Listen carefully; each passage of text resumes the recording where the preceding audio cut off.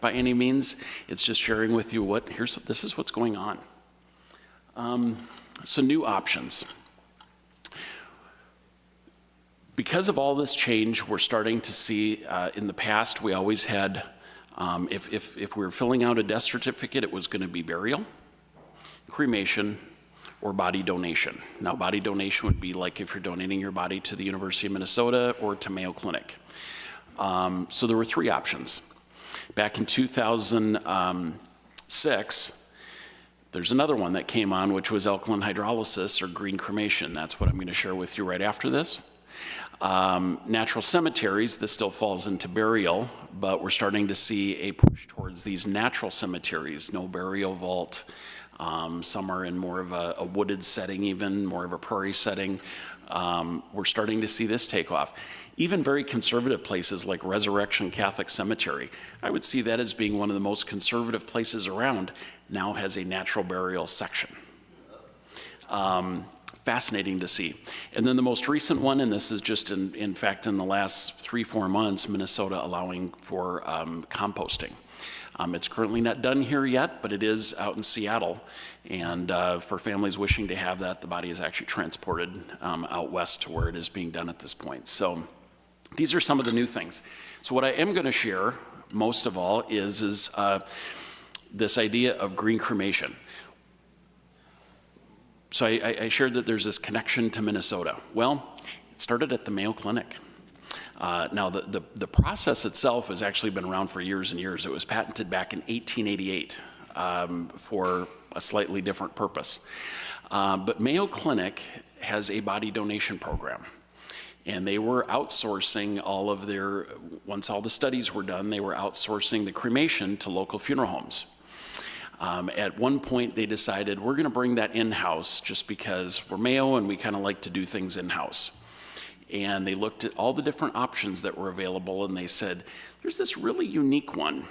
And it had been used actually in more it had been used for animals prior, but it used a lot lower amounts of energy, fewer emissions, and no mercury emissions.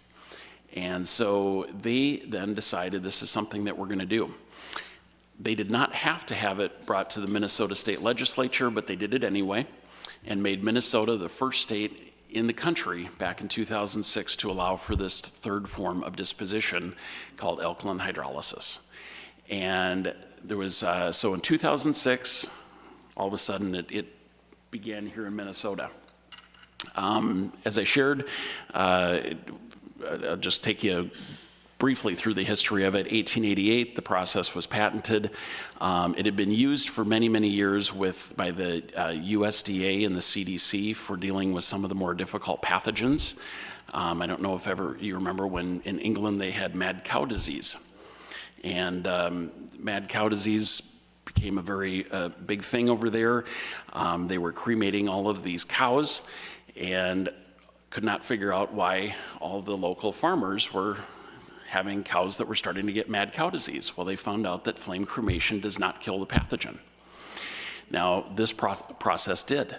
And so that's actually what kind of started the interest back in alkaline hydrolysis back in the UK. Granted, that was for animal use. Mayo Clinic also handles people that have an analogous disease to mad cow disease called Creutzfeldt-Jakob's disease. And they said, we're going to put this in because we're also knowing that we're dealing with those scenarios too by having this process in.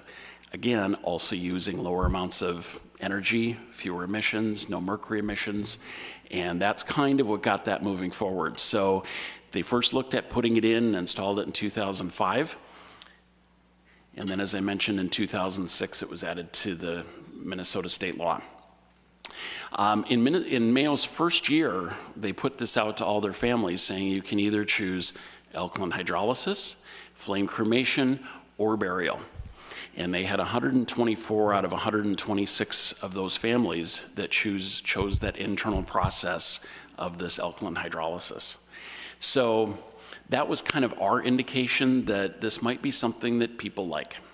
And that's when we began starting to look at offering that. we're going all the way to today where Minnesota Health Department actually is encouraging funeral homes to look at doing this instead of putting in a flame crematory. So we began looking at this in 2011, and we did some local study groups, focus groups, and also had quite a number of people come in. I think we had 130 people come in for our focus groups, and found resoundingly that people were quite interested in this. And so we made the decision, based on all the changes that we're seeing with people being interested in cremation, some of the challenges of putting in a flame crematory due to environmental concerns, we began looking at putting this in. So, I talk about all these environmental benefits. When we visited with our focus groups, we were able to share that the studies done indicated that there was a 75% reduction of carbon footprint. It eliminates concerns over mercury emissions, and it uses 1/8 the amount of energy. So, pretty interesting. And as I talked about the changing consumer in the first slide, environmental choices were of interest. The flexibility of cremation. This seemed to kind of, for us, check all the boxes. And so we worked with the local health department, the EPA. I think I met with more 3-digit entities out there than I ever knew existed. But we got everything approved, and were able to install this back in 2012. So it took about a year to get through. So I do have a couple pictures of the place that I'll share in just a little bit. But this is something that, like I said, we were able to bring here, and very excited to do so. Minnesota, again, being the first back in 2006.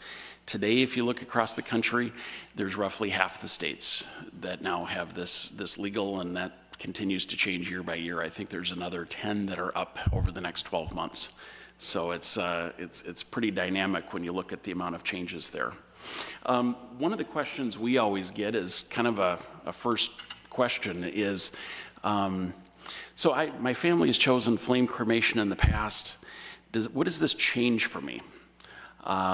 Well, this fortunately, I always tell people that the beginning is the same, the end is the same, it's just how you get there. And so all the same options are still available. So they both support having memorial services, or if somebody wants to have a service with the body present, they can do that just as they can with cremation. In both cases, the end product is cremated remains. I do have a picture of what the green cremation ones do look like, but they're whiter and a bit finer, but they both end with the same thing, and that's really ashes. They both can be placed into an urn, whether flame or green. Some of the differences is the how you get there with the actual process itself. Flame base obviously uses flame. Green cremation is a much lower temperature of flame being about 1400 degrees as opposed to green at about 300. They both take place in a chamber, which only one person can be in the chamber at a time, and that is a Minnesota state law. That's a question periodically we still get. The catalyst for the process is a little bit different. One again uses flame. Green cremation, and I'll touch on this in one of the next slides, but people always say, well, how does this work? How do you get from here to here and end with ashes, but you use water? That doesn't make sense in my head. We'll get to that in just a second. Cremation time in both of them is about the same at 2 to 3 hours. Green cremation, fortunately, is one that deals with the mercury emissions that is one of the biggest challenges with flame cremation. They both, green cremation also deals with the particulate emissions. It uses less natural resources and has an improved environmental signature. So those are kind of some of the comparisons there of what is similar and what is different between the two. By the way, if there's any questions along the way, please feel free to ask at any time. I don't know how that did that, by the way. This was actually an environmental study that was done by the Dutch government, and they spent a number of years. I think they visited our firm 3 different times and probably spent 2 full weeks with us. But they had a firm come out and really look and do an environmental comparison of the different processes between burial being the first one, flame cremation, and then in Europe they call it resumation. So white being kind of the middle impact or neutral, red being the most impact, and green being the least. So I guess we're very fortunate in that their study came out with showing that this resumation or green cremation had the least impact on the environment of all choices. The only thing caveat that I would put in this, in all fairness, is that the burial that they put on there is burial with a casket in a burial vault in a traditional cemetery. If it is a natural burial, that would not be the one that is reflected here. So I just say that in all fairness to the processes, that's the way that they did the comparison. So how does the actual process work? Well, green cremation, or I put down resumation here because I'd actually done this slide for the Europeans when they had come in, looks at, it uses water, some heat, and alkalinity. And I don't know if there's anyone in here with a kind of a chemistry background, but basically what this process does, alkaline hydrolysis, is the same process that your body goes through when it's buried. It's just sped up in this process. So when someone is buried in the ground, say at a natural cemetery, their body goes through the process of alkaline hydrolysis.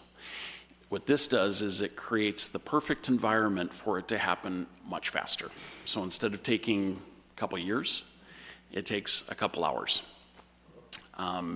Sometimes to make the connection, and I grew up in Stillwater and have had a chance to talk in front of a number of groups. We drove some farms close by, and I've had some of the farmers say, well, how does this work? And I've said to them, if you bury an animal out in the field, what's something that you place into the grave to help it make so it happens faster? He said, well, lime. I said, well, that's exactly what this does. Lime is alkalinity.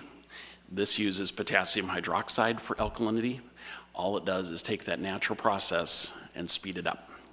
And it creates the perfect conditions for this thing to happen, for it to happen much faster.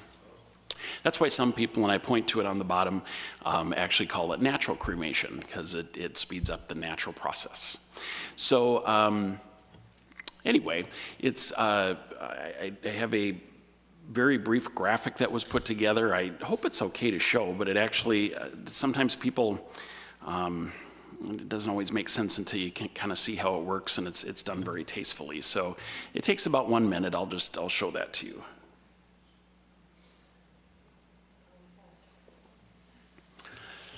And the company that did this, they did have to put their logo in the beginning, of course. Why not? The company that does this is actually out of the UK, and they developed it over there, but we were their first customers. So this is the actual, it's called the resumator. This is the actual cremation equipment itself. They did make it for their European folks, and in that case, in Europe, most people still do go in a casket prior to going into the crematory. So what this is showing is more the graphic that would be used there. Here in the States, the person would also typically, sometimes can go into a casket, is typically not. We would typically wrap the person in a silk shroud. Why do I say silk? Because it's one of the, one thing unique about alkaline hydrolysis is that it only consumes things that are based on protein. So silk, wool, leather, though we haven't used that, but those things are all consumed. If it's cotton or polyester, they're not even consumed at all. So the body goes into the machine, the water is added, along with a small amount of potassium hydroxide. Here it actually shows the water going up a little bit higher than it actually does. It doesn't actually go that high in there. It is heated to 302 degrees, again, using heat and alkalinity to speed up this natural process. And what really happens is that the body is consumed by the process itself, leaving behind the skeletal remains. And that's the same as it would be with flame cremation. At the end of flame cremation, people oftentimes think ashes. What are these ashes? Well, what they really are is it's a person's skeletal remains. So this process does the same thing. It does this, and then there is a very brief rinse cycle that it does after the main, which it will show briefly here.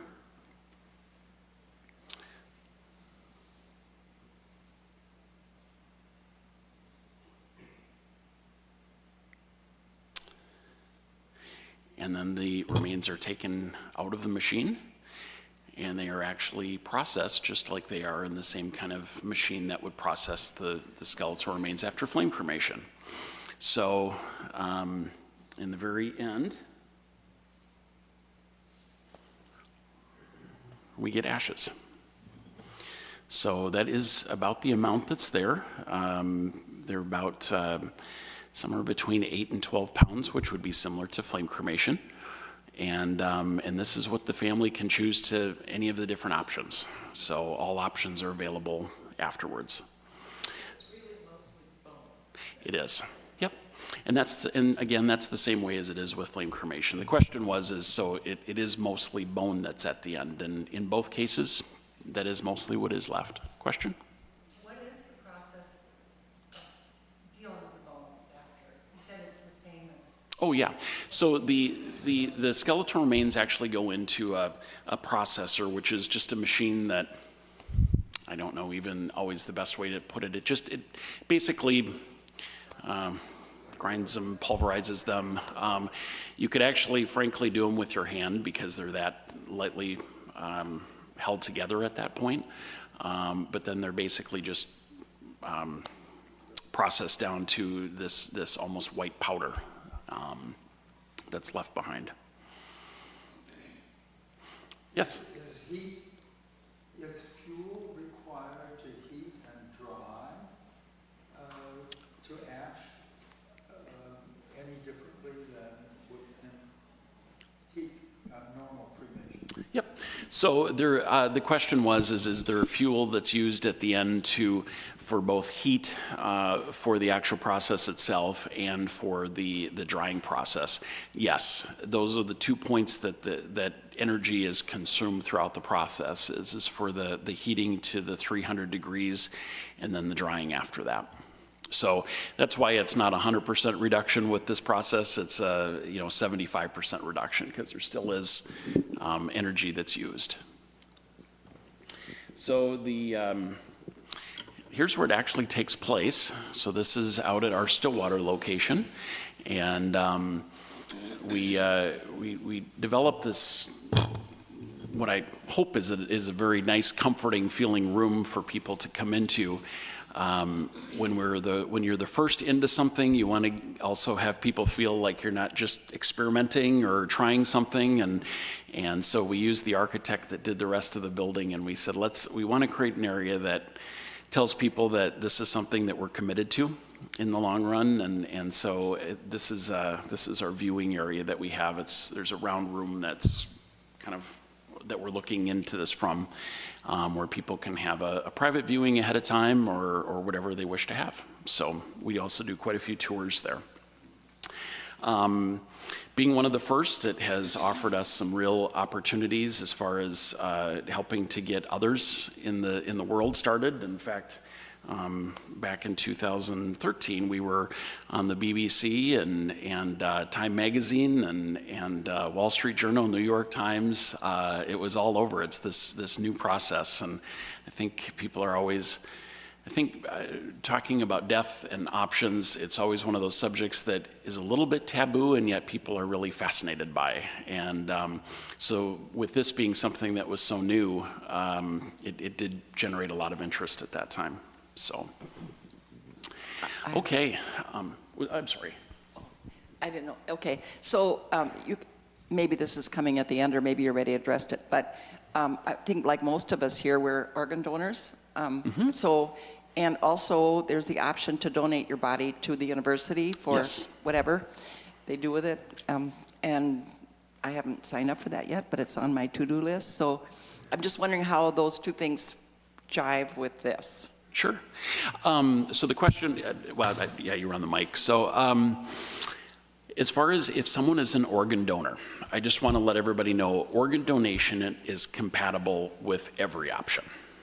So whether it is flame cremation, burial, alkaline hydrolysis, natural cremation or natural burial, all of those are compatible with organ donation. So that does not rule out anything.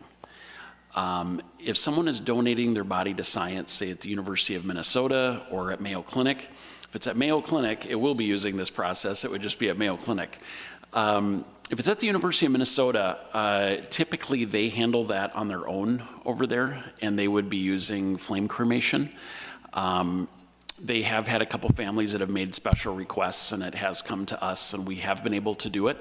I think for whatever reason, they have kind of their process in line, so they, I don't think, market that they offer that, but it is possible. The only thing that I do caution people of with body donation is designate that as something that you are interested in. Make sure that you let those places know that that's what you're interested in, whether it's the University of Minnesota or Mayo. But I would also say make sure that you have the backup plan in place for if they do not accept at the time. They do kind of go in waves of accepting people. So there are times when they say, nope, we're good to go. And there are other times when they say, we're full right now.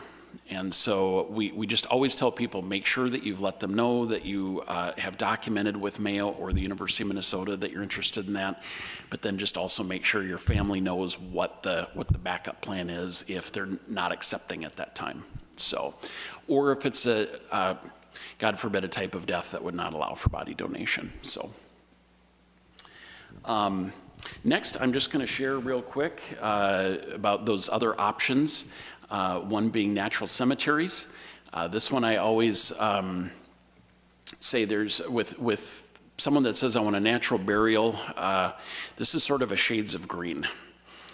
There's the very green way, which is out in like a meadow that you're seeing here where the body is placed into a shroud directly into a grave with no burial vault. This would be about the greenest form that there is. There will be other ones that will be at more of a formal cemetery, and they just may not have a burial vault.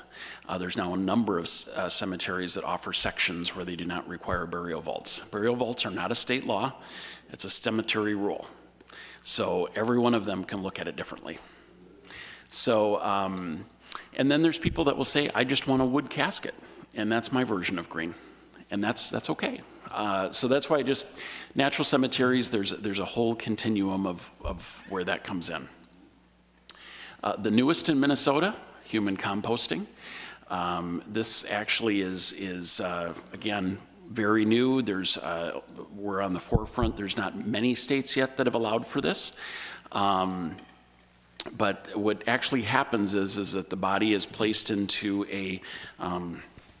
this tray, and there is wood chips and other things that are also placed into that tray. Again, what it does is it helps to create that alkaline hydrolysis, or that body going basically back to the earth faster. So it goes into these kind of, what almost looks here from like a honeycomb, and the process takes about 2 months. And then after that, you are left with this compost at the end, and then that can either be cremated, it can be buried, the skeletal remains, like with cremation, can also be processed and given back to the family. So there's a lot of options that are there too. So this is kind of the newest thing that is happening in our industry. So we're going to see what happens. I'm curious to see how it will be long term, just because there's no dollar savings with the process, just because it does take a long time and it takes up a fair amount of space to actually have these units. So it certainly is a green form of doing it, but cost-wise, it does tend to be a bit more. So yeah, it actually just the heat's just generated by it being in these kind of pods and the compost that's been placed in there and such. So it's quite interesting. Sir? There's no chemical required? There is no additional chemical that's been added, no. Mm-mm. Yep. Yep. Jason, I'm curious, can you give us just a ballpark figure for the natural cremation that you do, what the cost is? Yeah, it would be right around $2,000.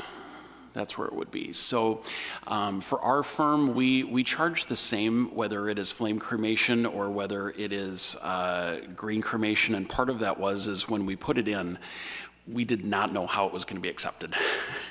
And so we said, let's take the dollars out of this equation, and let's see what people choose. Right now, it's about 50-50. So we have about half of our families choose the green cremation and half choose flame cremation. There's multiple different reasons why people choose either. And some will say, well, why do any of them want the new process? And then other people will say, well, why would anyone want the old process? So it's just, it's a lot of tradition, cultural. For instance, the Buddhists, the Hindus, they have to use flame. And that's just part of the process. So there are very, very different reasons that people might have. There's a question back here.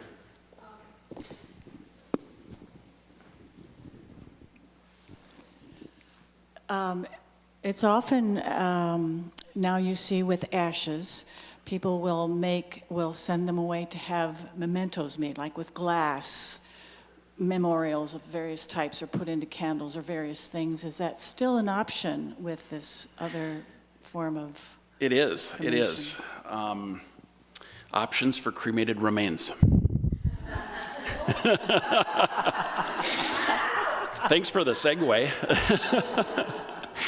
All the same options are available for both types of cremation, whether it's burial, going into a columbarium, and those are those walls that you'll see that have kind of the little drawers or such that look like on the front there. This is the thing, by the way, that extended the life of Fort Snelling. Without this, Fort Snelling probably would have been full today, and now the future is virtually indefinite. So there's the columbarium. People can scatter. That's an option. And then the last one, which is the one that we do not ever encourage, which is the shelf in the closet. And if there's one thing I am going to preach today, and I know that you didn't come to church for me to preach, but do something with them. You hear about families where they'll have 6 cremated remains that are all sitting on a shelf in a closet. What's going to happen? I mean, do you just keep passing those from family member to family member, and at some case, the guilt builds up and someone says, I need to do something with them? Make a decision as to what is going to be done, even if it's scattering. And if one does choose scattering, the only advice I would give is put a name somewhere, whether it's at church, whether it's at a cemetery. The number of calls that we get on Memorial Day asking where mom or dad or grandma or grandpa, it's usually grandma or grandpa or great grandma and grandpa are, people want to know. And it's amazing how people also go out to the Vietnam Memorial in Washington, D.C., and they put their hand on the wall. There's no one buried there, but they need a connection with a name. And so we are seeing a lot more churches that are putting in either a plaque or putting in a columbarium for families to have that option. Sir? So let's say I'm in California on book tour and I tip over and I fly me to MSP, Yep. do we have would we have a deal with you? And I mean, let's say if we wanted a deal with you, will we have a written deal with you so people would know what to do? Or how does that all work out with the transportation, et cetera, in our real world? Well, transportation is one where it does happen all the time. And typically the only thing I recommend is whatever funeral home that you're working with, if someone dies away from home, contact a funeral home that's at home and let them organize bringing you back. That's the smoothest way to do it. So if you're in California traveling and something happens, contact whatever funeral home it is back here and say, my spouse or someone has died and here's what we'd like to do. They work with it all the time to bring someone back. But then they work with, because you're the only one who has this process. So let's say I use Washington McGreevy down the street from me. Can they get me to your process? So we were the first to offer this. There is a firm in Jordan that offers this. There is also another company that will help funeral homes. We also will work with funeral homes too to offer it. So there's always a way of making it happen. Jason, I have another question. I thought there were quite a lot of restrictions about scattering in every state. They have their own. Is that true or not so true? It is. The question is about scattering, and you know, there are only certain places that you're supposed to scatter, technically. However, if you go to the DNR in Minnesota and say, can you scatter in Lake Minnetonka or on the St. Croix River, they'll say, just please don't ask us that question. You know, they know it's not an issue, it's not polluting. Is it technically legal? No, it isn't. And so we're not going to advise someone to do it, but at the same time, there's not any issues with it either. So I know time-wise. Oh, yep. I was interested in whether, if you use this process, you can just put it in the earth and have it become part of the earth. And Absolutely. because I think I read one place where that's not possible, that it could grow things later on and so forth. What's up there? Can you place it directly into the ground? Absolutely. There may be cemeteries that say we are requiring a container or something along those lines. That would not be uncommon for cemeteries to say that, but no, flame cremated remains from green cremation, all of those can be placed directly into the ground.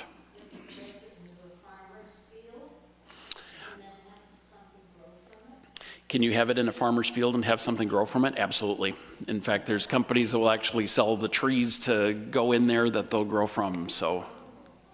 Do you have a final thing you wanted to say? Or? Yes. These were some of those options that I was going to end that are just kind of interesting. I'm going to end with just pre-planning with all the options that we talked about today. The whole reasons for people changing, lack of traditions, so many more options. We would advise every family, plan ahead. And I do want to make the distinction that there's a difference between pre-planning and pre-funding.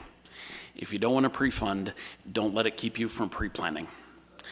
We've never had a family yet that has said, I wish mom or dad had not pre-planned. Pre-funding is a personal choice. There's reasons to do it. Minnesota's a very good state for that to happen compared to some others. Minnesota requires all monies to be placed into trust.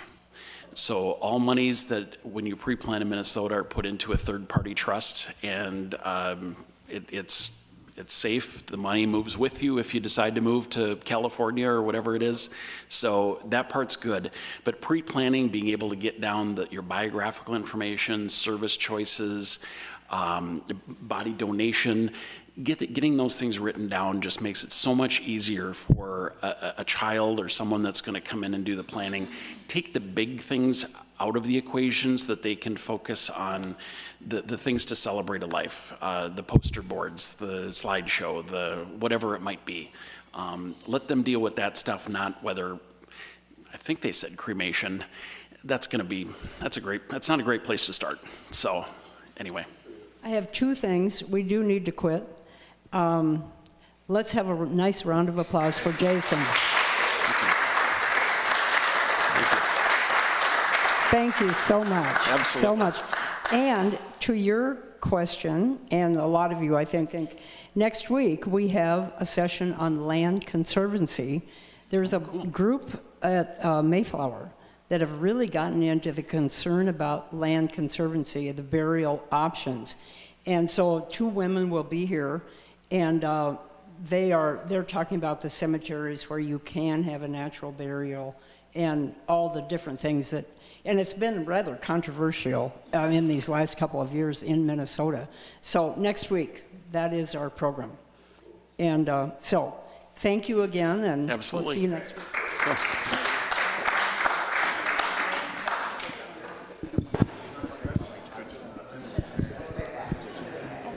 When I started my medical school, the first year, the first 3 months, we had dissection. This was in Hanover. Yep.